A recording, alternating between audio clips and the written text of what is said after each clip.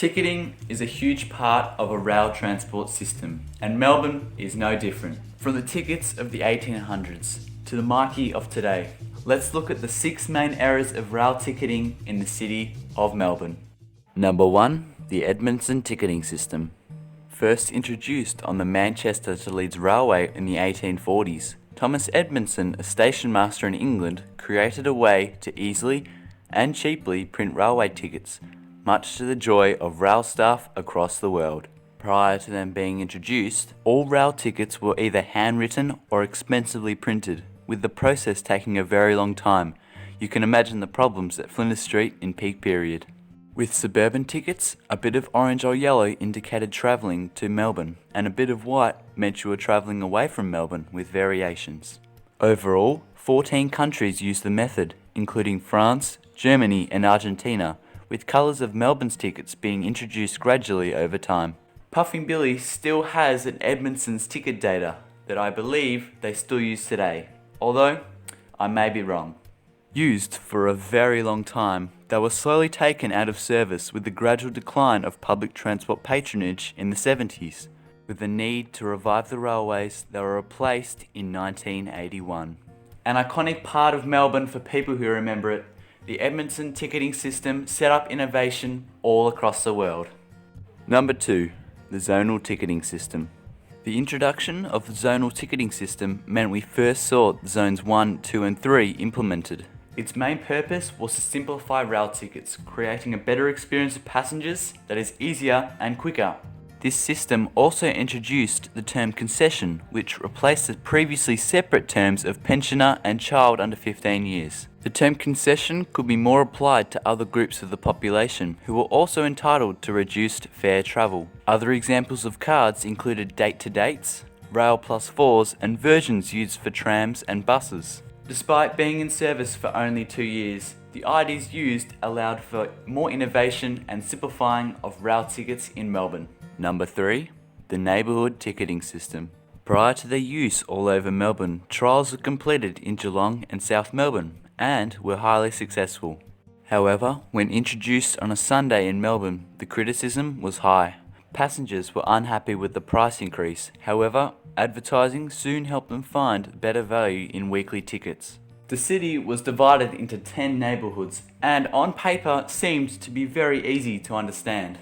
There were in and outer tickets, anywhere tickets, all day tickets, and many more, all indicated with letters and numbers on the borders. They were also colour coded for each neighbourhood. For example, pink for Broadmeadows, purple for Moorabbin, and lime green for Ringwood. The tickets were never really popular, and the neighbourhood system seemed only beneficial for shorter trips. They were soon replaced by the scratchies after only 6 years in service. Number 4. The return of the Zonal ticketing system. The return of zonal tickets with their simple colour design was a promising sign for easier travel.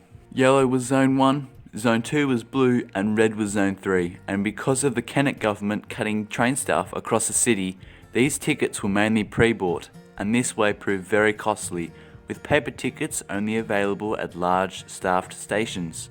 The scratch tickets were a goldmine for cheeky passengers, and some say the worst ticketing concept in the world's history. Passengers would only scratch their tickets when approached by Met staff, meaning that some tickets were used for several trips. The idea failed, and until 1996 the system went back to the future with lots of paper tickets, and despite better cardboard being used, the tickets felt outdated and in need of innovation. The final zonal tickets were used in 2002, and I'm sure there are boxes of scratchies somewhere in Melbourne. A lasting reminder of a good idea, or not so good idea, gone horribly wrong. Number 5. The Met cards. The Met card was the ticket that Melbourne needed, and it was brought in over 2 years after being trialled and implemented on the buses 1 month before. They were basically a more technical version of the zonal tickets with the ability to purchase from vending machines, news agencies and online. Tickets range from 2-hour passes to yearly passes with over 24 variations, including a group traveller card which allowed 2 adults and 6 kids to ride on the same card. One cool thing about the Met cards was their ability to be customizable for advertisement, with dozens of designs created and used over the years. In 2007, Zone 3 was removed, and not soon after, a new ticketing system was getting installed. The withdrawal of the Met cards began at the start of 2012, and they slowly disappeared over the year, with the final cutoff being at 3 AM on December 29th, 2012. Number 6. The MiKeys. Works on a new public transport ticketing system for Victoria commenced in late 2002. Camco Consortium was awarded the $494 million contract, with the rollout of MiKeys set to begin in 2007. Mid-2007 saw the first MiKey readers installed, and from December of 2009, MiKeys were valid on the Melbourne train system. From the end of 2012 to now, despite a few criticisms for bus and tram use, the MiKeys have done a great job in replacing the Met cards and all other ticketing systems that have come before it. And there you go, that's the history of the Melbourne Train Ticketing system.